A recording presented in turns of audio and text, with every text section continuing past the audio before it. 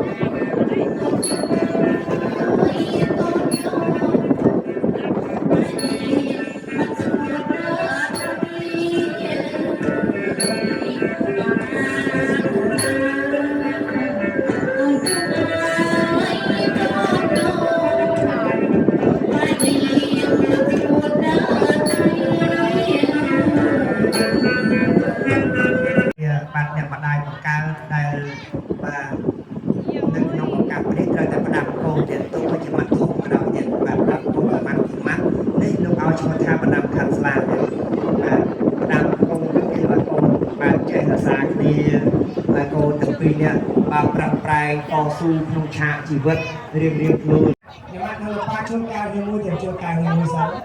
យឺតកាមេរ៉ាគេថតឲ្យបានច្បាស់បាទតោះសូមជឿលើកឡើង4នាក់បាទតាមដល់ទី4ដល់នោះជឿលើកឡើងនេះបាទផ្លែមៀនទៅទាំងបាយជូរស្ករសទឹកដូងសូមលើកដាច់ទឹកនោះបាទអត់ទឹកបរិសុទ្ធទេបាទអត់មានគីមីទេបាទដូងអត់មានគីមីធ្វើគាត់តែដាក់ជីមួយបាទតែទឹកធម្មជាតិទៀតបាទជាភាសាទៀតបាទអស់ក៏អស់ក៏មិនអស់ទេក៏មិនដាក់ទុកមកទៀតបាទមិនបង្ខិតបង្ខំឡើយទេប្រយ័ត្នច្រឡំគូសុំមិនឈោហៅតែមកអត់លេងនោះតែយកមកនៅក្បែរយកមកយកទៅសៀមរាបទៅយកទៅសៀមរាបយកទៅសៀមរាបយកយកអត់ក៏ដៃចៅបានប៉ានៅក្រុមជើងមកទៅខាងសៀមរាបដាក់មកជើងចុងក្លោក្តៅចាំដែរអើយកទៅចៅយកទៅណាយកទៅចាំផ្ទះនៅណាកូននៅណាជួយមកជួយចំឡងដើមគឺចំឡងដើមនៅណាអូនបាទសិដ្ឋាគឺចំឡងដើមហើយកូនទៅពីអ្នកនៅឯសុភ័ក្របាទខ្ញុំដើមទ្រុំទៀតត្រឹមដើមទ្រុំថតទៅអត់បានដាក់លើនេះមកថាអូនមួយថានេះដាក់លើនេះមកដាក់លើនេះហើយកូនទៅពីអ្នកមើលខ្ញុំមិនយើងថ្វាយគុំម្ដងគួយថែមអូនមួយតែលើកនេះយើងថ្វាយមកគុំសរុបតាមដងបានហើយលើកឯសុភ័ក្រចឹងនេះហ្នឹងមួយគេតែខាងលើថែមអូនមួយយកសៀមរាបថាទៅឲ្យយកបាទសម្លឹងមកកាមេរ៉ារបស់នេះអូថែមអូនមួយដាក់ឲ្យលោកថែមកូនគេថែមអូនមួយគាត់នៅទូជើងថែ